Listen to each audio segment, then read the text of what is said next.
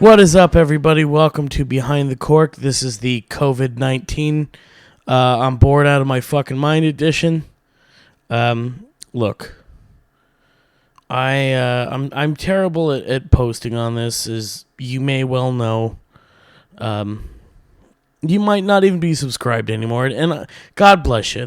You do what you got to do. I'm not vying for your loyalty, especially when I'm not really consistent on here, but you've got me now, and regardless, I love the support any way that I can get it, so I apologize. Take your fucking sorries and stick them in your ass. This is how I am. You knew this when you got into this relationship. You know what's fun? Have you ever had that conversation? You're like, whoever you're banging's like, you got to do this better. And you're like, yeah, I'll try to fix it. And you suck at it. And then your only excuse is, I was like this when you met me. Yeah, that usually ends terribly. Oh, God, I don't know. If you got COVID-19, I'm sorry. I'm not saying it because there's been a lot of racism, people blaming China, but don't blame China. Blame the people that live in China. They're terrible. They eat bats. I don't know. Don't be racist. I don't know where this thing came from, but all I can really say is I work in healthcare too, so it scares the shit out of me. But it could be worse. I was talking to my ex one time. This was a while back. I was like, "What do you think will kill us all? Nuclear war or like some kind of pandemic?" And he's like, "Oh, a pandemic." And I was like, "Yeah." And he was like, "Yeah, I think it'll be bird flu." And I was like, "Wow." So this isn't even hardcore shit. Like, you ever see pictures of smallpox? You ever bored? Which, if you got time on your hands, look at smallpox. And holy shit. Like, if you died from smallpox, it's funny because now, like, people die of COVID-19. It's like, shit, I didn't get to see them when they passed, and it's shitty. It's like, oh no. If you died from smallpox, you didn't want to see them. You were like, oh God, bury it. Bury it and put it on holy ground. So anyways, I know people are trying to stay positive and keep a bright message, and I'm not trying to be cheesy, but we're going to get through this thing. We're going to get through this thing, and comedy clubs are going to open, and we're going to be able to laugh, and then we're all going to be lined up at the Comedy Store again, wanting to get on potluck, and the world will come back to something resembling normal, but, it's a good time to check in with loved ones. It's nice, because I've been calling family and friends, and, you realize why you don't like people, It's just like, it's rough. I don't know. We're gonna be okay though. I really do believe that. I don't know why I was gonna bring this up earlier, but it was on the topic of arguing with exes. It was fine. I remember I got into a fight one time with my ex, and we lived in this one bedroom apartment in Queens, and he told me I could tell all these stories, so we're good. Anyways, we started arguing about something, because towards the end of any relationship, that's when the stories get really like juicy, where you're like, oh fuck, like, I'm surprised you guys were together so long. Everything's nice and wine and roses till you get to the end. It's just like you walk in and somebody's got a knife to another person's throat, and you're like, what the fuck? You're like, sorry. But anyways, I remember we were arguing about something. I was putting up a bookshelf, And I had used wood glue, and I put a bunch of nails in it. And I really wanted to prove that, I was a handyman, which I'm not, but whatever. Anyways, he wouldn't sit under the bookshelf because he's like, I don't trust your craftsmanship. And I was like, really? Well, I don't trust your loyalty. Which I don't know. Just a really shitty argument. Anyways, cut to like 10 minutes, not even 10, probably like 5 minutes later. 5 minutes, we're like hollering at each other. And, he was a more petite, fit guy. And I've always had a little extra meat on my bones. Anyways, he picks up this 50-cent piece that I had in this little coin jar that I had. He picks up this 50-cent piece and he just fucking hurls it at me. And he gets me like right above my left eyebrow. And I was pissed because I yelled something at him. And it was really mean. I don't even remember what I said to him. And he tackled me into the wall right under the bookshelf. And the fucking bookshelf fell over from my terrible craftsmanship, which really sucked because he just proved the point that he was making. Like, I'm not sitting under that bookshelf. It's not steady. What do you know about steady? Queer. Which... that was always my favorite thing, is calling somebody a queer if I'm gay and they're gay. Anyways, he tackles me into this wall, and the bookshelf fucking hits my head, and I like go blackout for like a second. And I wake up, and this cute little dancer is fucking just... And it was so like adorable because I was like, oh, he's so cute. Anyways, I grabbed his little rib cage, and like, like when you're fighting with your little brother, it's like controlled demolition. Like I had his head under my underarm, and I'm looking at his back, and I'm kind of gripping his body, and I just make out where the kidneys are. And I did. I feel bad about it. I remember I went whack. I gave him a good little kidney shot. And, like I said, he was a littler guy, and I still feel bad about this. Especially because I still have a scar from where he threw that 50-cent piece at me and a bump on my head from that goddamn bookshelf. Anyways, I gave him a good little kidney shot. And I just feel the air just... and I just lowered him to the ground. And I was like, oh. And the minute I did it, I felt terrible. And I was like, oh no, like I wasn't even scared of going to jail, which probably would have happened were it anyone else. But I felt so bad because, you don't... What's that line from Get Shorty? Hey, I want us to be friends. I really do. And we all know that friends don't hit each other unless they have to. So what do you say we start all over again and you tell me exactly what the fuck is going on? Yeah. I felt terrible. And I remember he crawled to the room and he wouldn't let me in.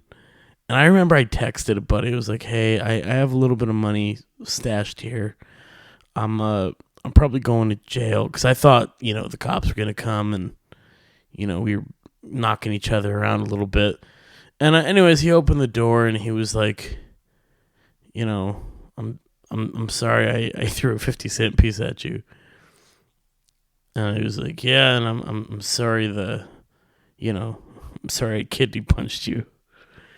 And he was like, yeah. And then we just looked at this bookshelf that was in wreckage, and we started laughing. I think we fucked, and then we started laughing. I hope he was laughing at the bookshelf. I don't know. It'd be weird if somebody was laughing while you're fucking. That'd be terrible. But anyways, couples do weird shit. I don't know. You know what's funny? I'm just ranting here.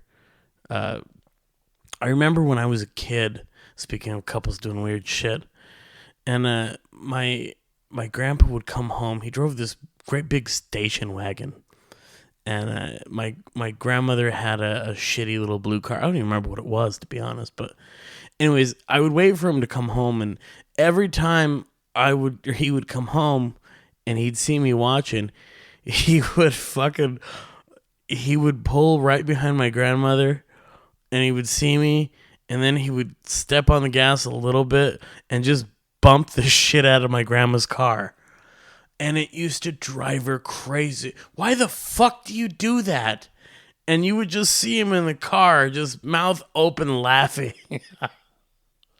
It used to crack me up too, because it was so...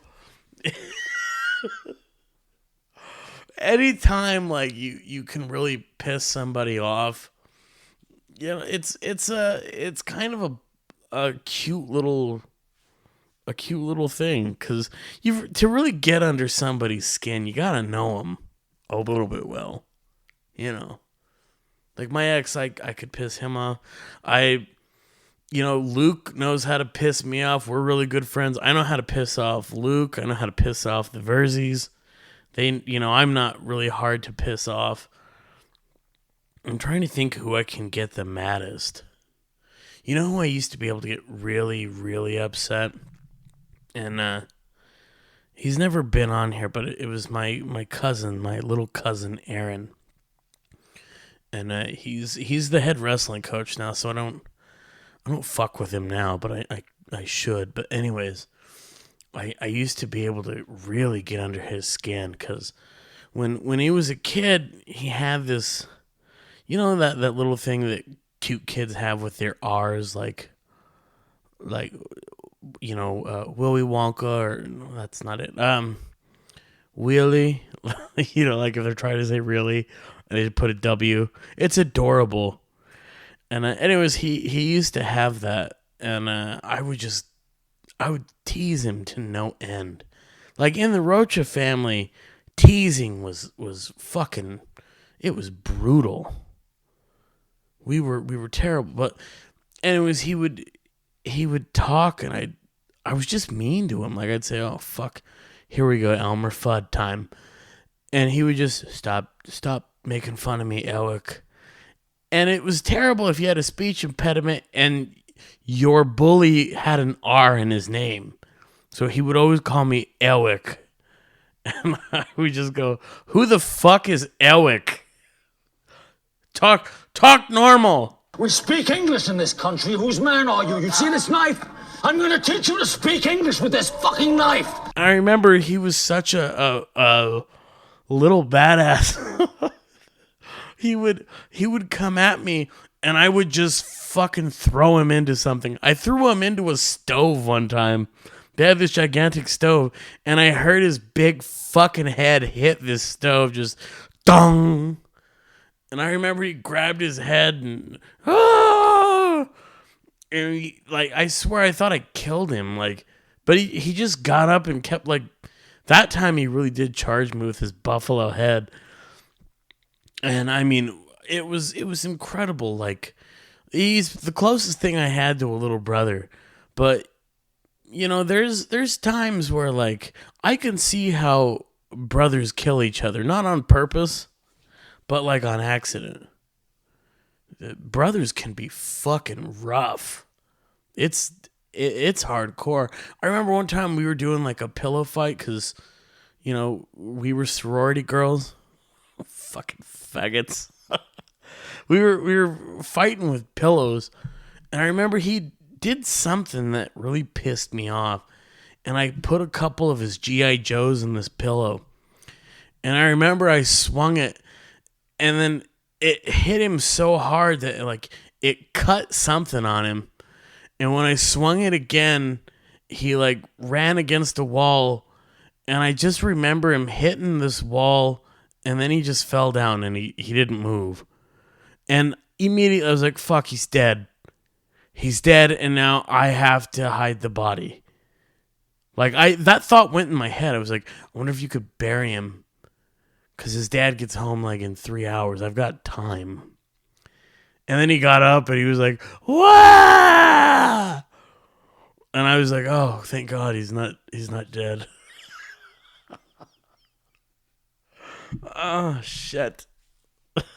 I don't know, man. It's brutal, that sibling rivalry, and he wasn't even my sibling. It's craziness. I'll tell you the meanest fucking bully story though, okay? I won't name the cousins. They're my cousins, but it was probably the worst. Like, I got it pretty bad from my then methed out. Well, he wasn't methed out then. My cousin had some issues with drugs, don't we all? And he was pretty mean to me, but never like these two cousins who shall go unnamed. But I used to go and visit them in the summer, and I'll never forget this shit because they would fight like crazy. And if they ever killed each other, I'd know why. Anyways, the older one would set an alarm, and it was for 8:30 in the morning on summer days where like we'd go out and play baseball and shit like that. But like, he would wake up extra early, and he would wait for his mom to leave. And when his mom would leave, he would just drag his little brother out of the house in his underwear and then just lock the door.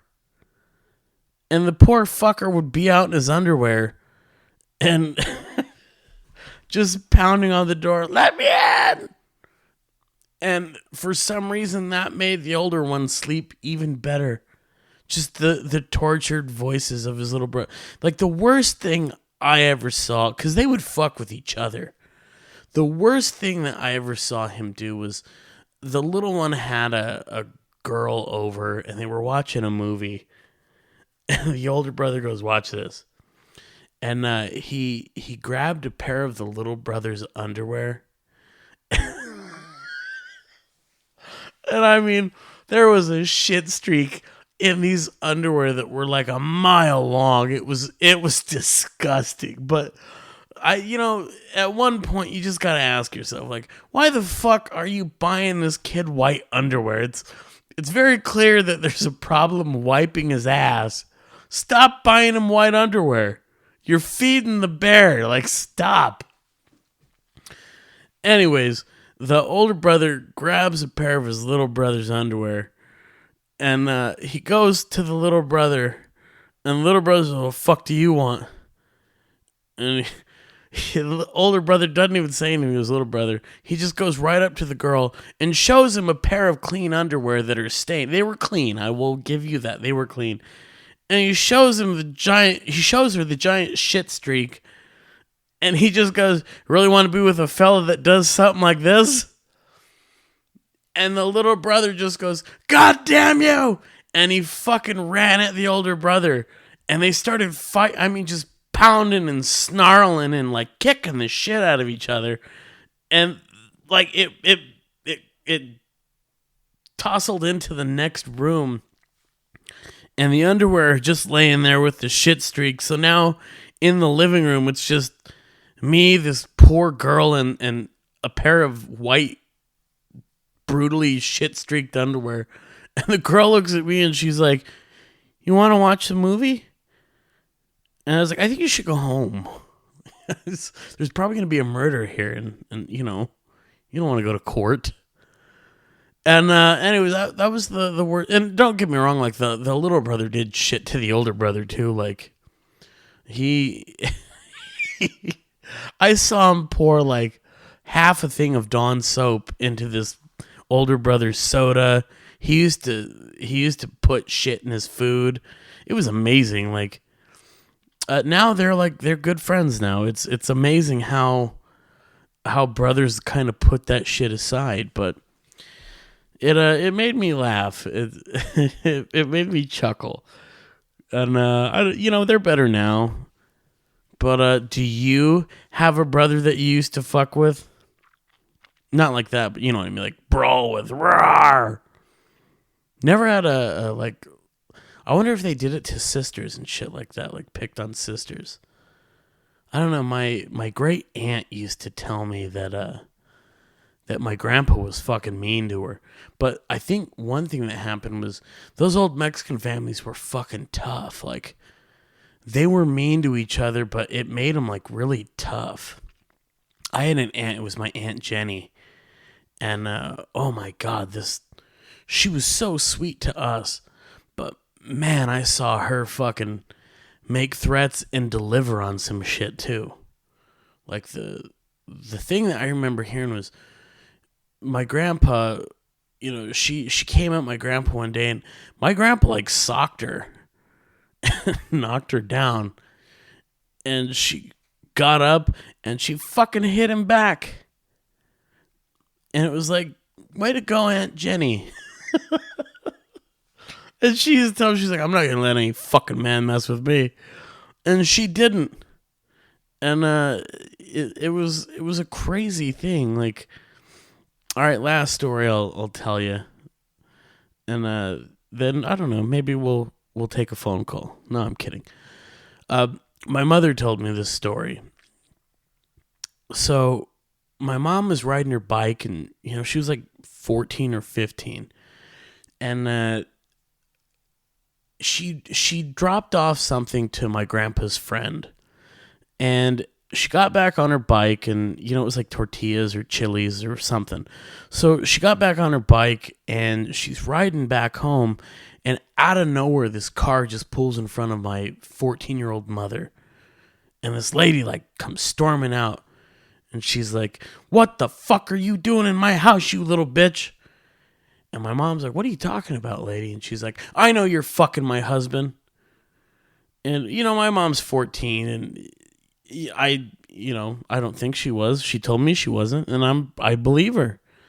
But 14's pretty young, and like, I don't think you would go for a afternoon delight on a fucking bicycle. Like, it was just so outlandish that this 14-year-old girl would do. Anyway, so this lady's ready to fucking flex and shit in front of my mom, and she's like, "If I ever see you back in my house again, you little bitch, I'll kill you." And my mom's like, "Okay, can I fucking have the road now?" And she's like, "You bitch." And so it was Carol Baskin. Carol Baskin threatened my mother. So what's unique about this little story is my mom was telling it to, my grandpa, and my grandpa's like, "What? Who?" And my aunt happened to be there. And my aunt hated this guy and hated his wife. And my Aunt Jenny was like, "Who did this? She did this? Are you sure?" She was like, "Okay." So one day, my aunt is like, "Hey," she calls my mom. She's like, "I need to talk to you." She's like, "Okay." She's like, "Come over." And she comes over, and that lady is there. And she's like beat the fuck up. And she's like scared. And my mom's like, "What the fuck is going on?" And my Aunt Jenny kicked the shit out of her. And she told her, she's like, "Did you want to say something to my niece?" And that lady's like, I just wanted to apologize to you that I had. And she's like, "Louder. Louder." She's like, I wanted to apologize for being so rude to you and threatening you. And my mom's like, "Okay, it's fine. Aunt Jenny, it's fine." And she's like, "She's not done." And the lady looks at my Aunt Jenny, and she looks at my mom, and she's like, "And I'm sorry." And she's like, "And it won't it should never have happened." And she's like fucking she's like that guy in Inglourious Bastards, the Jew, just fucking and wait for the cream and she's like, "And it'll never happen again." And my aunt's like, "All right, good. I liked what we did here today." And she goes, "If you ever touch my niece again, next time I'll fucking kill you." And my mom's like, "All right, I'm gonna go." And she got on her bike. She rode home. It's a deadly family, man. These roaches just... But anyways, I just thought I'd tell some cheap little cute stories that I thought were fun. I'm going to be releasing some content this week, and I've got a little more time, obviously, like we all do, so I'll get back on the grind here. And anyways, I just wanted to check in with you guys and say hello. And really quick, I wanted to give two little shout-outs. One of them to Jeffrey Collins. Jeffrey's a church family guy, and honestly, he's been really a pretty awesome dude just in terms of support. So anyways, man, thank you, Jeffrey. And also, I wanted to send a shout-out to my little cousin. He wasn't the other cousin that I was talking about in any of these fucked up stories.